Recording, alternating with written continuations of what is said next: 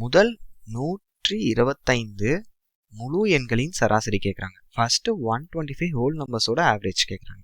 Okay, C friends, whole numbers எதுலேருந்து ஆரம்பிக்கும்? 0லேருந்து ஆரம்பிக்கும்.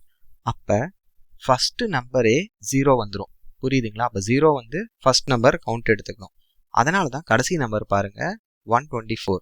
நிறைய பேர் என்ன மிஸ்டேக் பண்ணுவோம்னா லாஸ்ட் மறுபடியும் 125 போட்டுக்குவோம். ஸோ அந்த மாதிரி போட்டுறாதீங்க. ஃபர்ஸ்ட் நம்பர் 0, லாஸ்ட் நம்பர் 124 இந்த கொஷின் பொறுத்த வரைக்கும்.